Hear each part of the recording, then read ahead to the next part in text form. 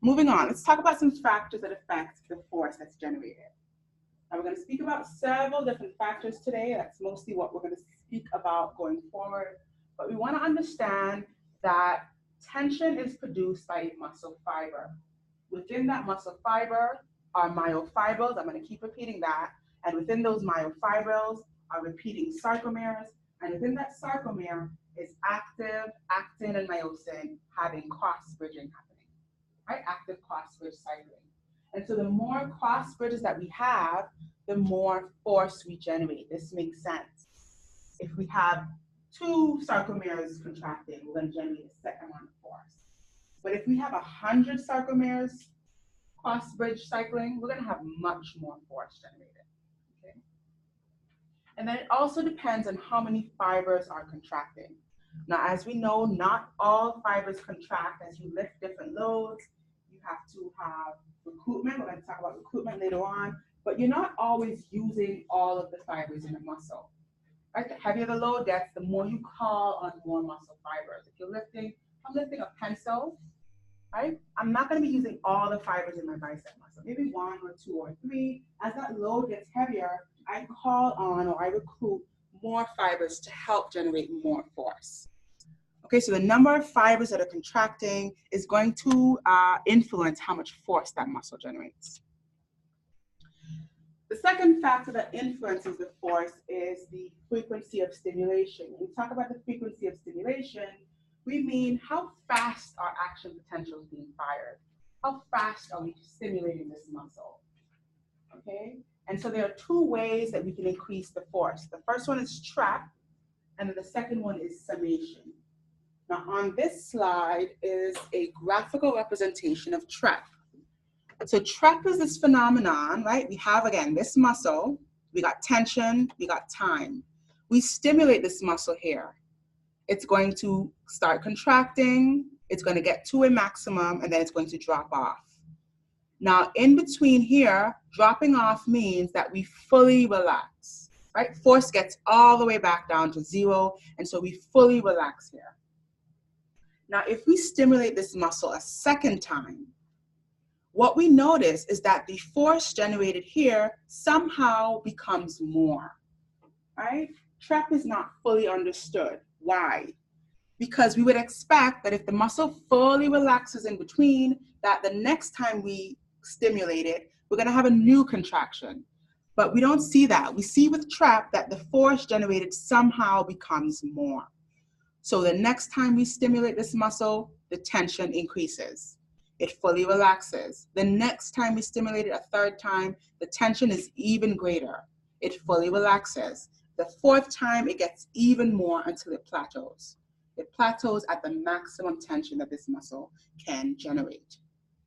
And so this phenomenon is called trap. The very important characteristic about trap, the take-home message about trap, is that the muscle fully relaxes in between each stimulus, in between each contraction. There is full relaxation here. What do we need to have for the muscle to fully relax, for tension to get right down to 0? What do we need to have? What has to happen in between each of these contractions for the tension to get right back down to 0? Calcium has to leave. All the calcium has to be completely depleted from the cytoplasm. If we have any calcium in the cytoplasm, we'll have some type of force. And because we get all the way back down to 0, all the calcium has left the cytoplasm. So this is trap. This is one way of increasing the force as we increase the frequency. The second method is summation. And I'll talk about why summation happens before we look at what it actually is. So the basis of why summation happens can be explained because if we look at the time it takes for a single action potential to be completed, it's very brief, it's very short, it's about 2 milliseconds, right? Compared to the time it takes for a full contraction. Remember we said a contraction can be anywhere from 10 to 100 milliseconds. All right, and so what we see is that in the time it takes place for a single muscle contraction, we can have many action potentials being fired. All right, I'll say that in another way. It takes a much longer time for a muscle to fully contract than it does for a single action potential. So we can have several action potentials starting to overlap, right, within one muscle contraction. And this brings about the phenomenon called summation. So if you look at this graph here, we stimulate this muscle the first time, we get one twitch, right? Twitch generates some force, it drops off, it relaxes. If we stimulate this muscle with enough of a frequency, if we stimulate it fast enough, we are not allowing enough time for all of that calcium to leave the cytoplasm. And because we're not allowing enough time, these action potentials start to ride on one another. These twitches start to ride on one another, right? Because we have more than one action potential occurring in a single contraction, right? And what we want to really point out here, what we want to really do is differentiate this from trap. When we look at trap, the muscle fully relaxed in between each of these contractions. In summation, it does not, right? Because we still have calcium in the cytoplasm. Now, if we increase the frequency even further, we'd get a phenomenon called incomplete tetanus. And incomplete tetanus is where these twitches start to gather together. They're not quite fused yet, they're still unfused, but they're riding so close together that we almost have zero relaxation in between. Okay, so as we stimulate the muscle even more frequently, right, we have faster action potentials hitting this muscle fiber, we get incomplete tetanus, which is the phenomenon where force gradually increases with very little relaxation happening in between. And then again, this is a spectrum here. So if we stimulate that muscle even more frequently, right now we're really firing lots of action potentials per second onto this muscle, we get complete tetanus. And complete tetanus is where, what do you think is happening in complete tetanus? What do we think this part of the graph represents with regards to calcium? What do we have happening with complete or fused tetanus?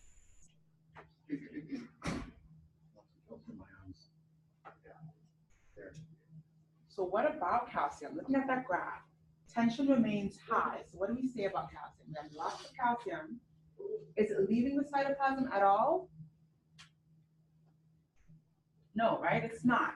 So the calcium is pretty much maxing out all of the binding sites here. We have zero relaxation. Here we had a little bit of relaxation. So this means that some calcium did leave. During complete tetanus, we have zero calcium leaving the cytoplasm.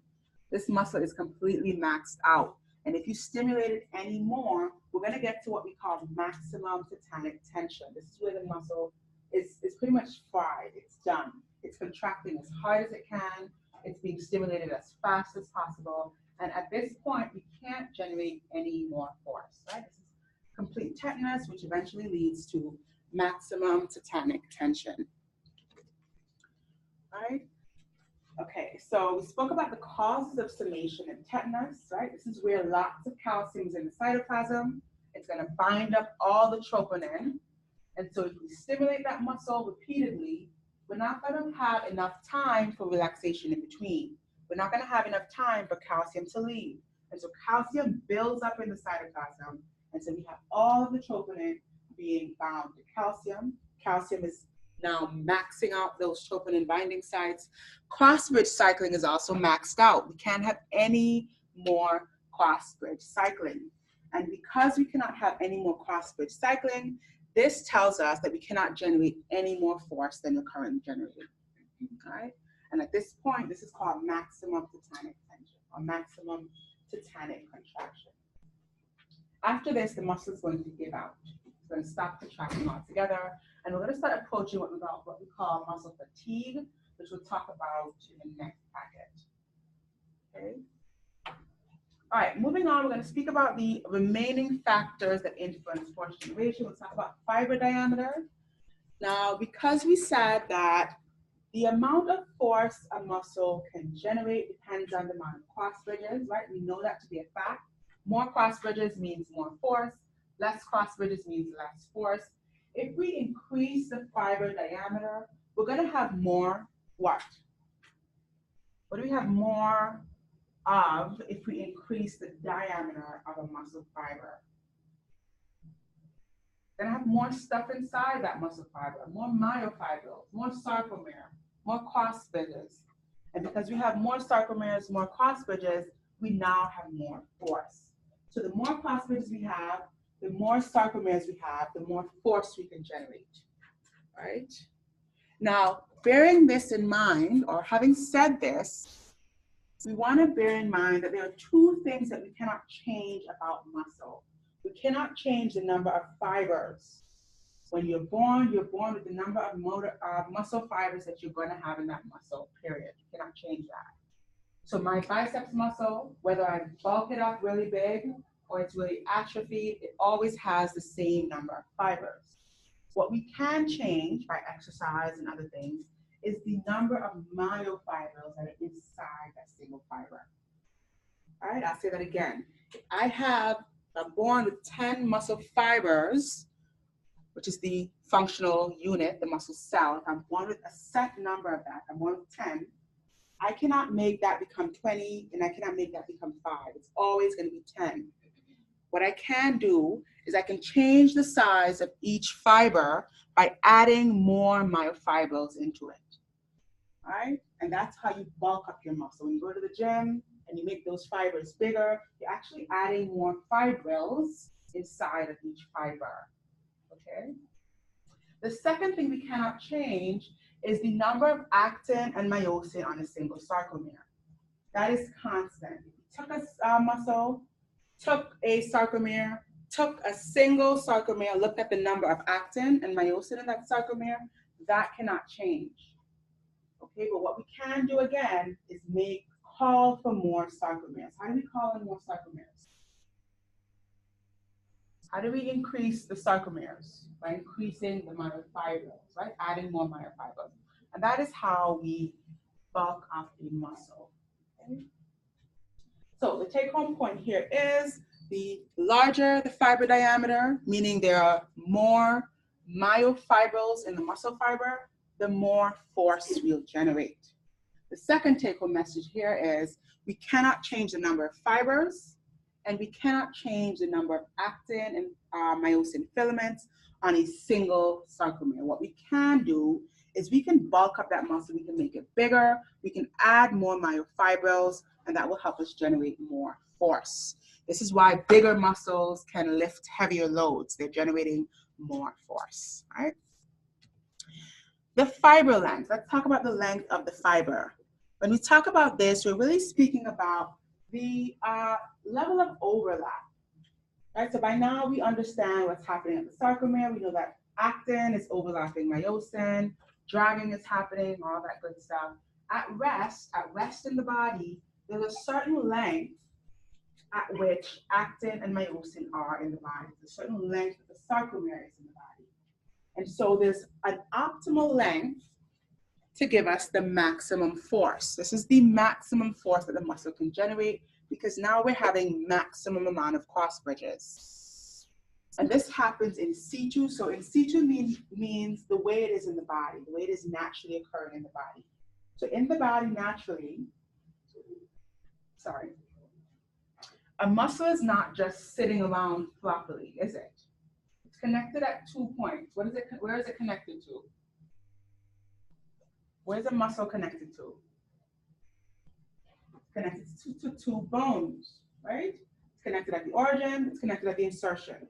And so a muscle is not just hanging out under your skin floppily.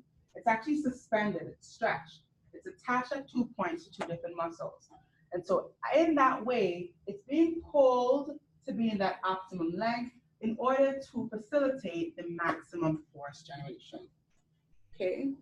And if you look at 2 scenarios where we have greater than optimum length versus less than optimum length, we can generate this length tension curve. So the length tension curve is how much force are we generating versus the length of the muscle. If we looked at the first scenario, so if we have greater than optimal length, the muscle or the sarcomere is too stretched at this point. You can see represented here. The sarcomere is just way too stretched out. So we got actin here, we got myosin here, and they're just too far apart. So when we start to contract that muscle, we're gonna have very little area of overlap, right? Very little overlap. And that's C in this graph. And so with the force we generate, right, depicted by this curve, is very little force out here. Alternatively, if the length is too small, if it's less than optimum, the sarcomere is just way too contracted. It's too shortened to start off. And so basically, myosin is all the way to the edges of the sarcomere. It's almost touching the Z lines. And so when we contract, again, we have a very small area of overlap here. And so we're not going to generate much force. We won't generate much force at this edge where the muscle is too short, at this edge where the muscle is too stretched. This optimum area right in the middle is where we generate the maximum amount of force. This is called the optimal length. Okay, and at this area, we're right in the middle. We're not too far, we're not too close. And so we have the maximum amount of overlap. We have the maximum amount of force being generated simply because we have the maximum cross-bridge cycling happening at this length, this optimal length, okay? Alrighty, any questions on the muscle length? All right, any questions on that? Okay, so the last thing we'll probably get to today is talking about the motor units and the idea of recruitment. So we said that a muscle contracting is usually not using all of the fibers, right? There are only a few fibers contracting. And so what we can do to increase the force that muscle is generating is we can call on additional fibers. So if I'm lifting a small box or if I'm lifting an empty box, I'm probably going to use maybe one motor unit. That one motor unit is consisting of maybe one neuron and 5 fibers, right? Let's say that's motor unit X. If I'm lifting a heavier box, I want some more force. I need more force to lift a heavier load. I'm going to recruit an additional motor unit. So I'm going to recruit motor unit Y, and motor unit Y is that neuron and the 7 fibers that it's innervating. So now I can have 2 motor units, right? I recruited an additional unit to help lifting that heavier load. And this is what recruitment is, okay? More muscle fibers are contracting, more tension is produced.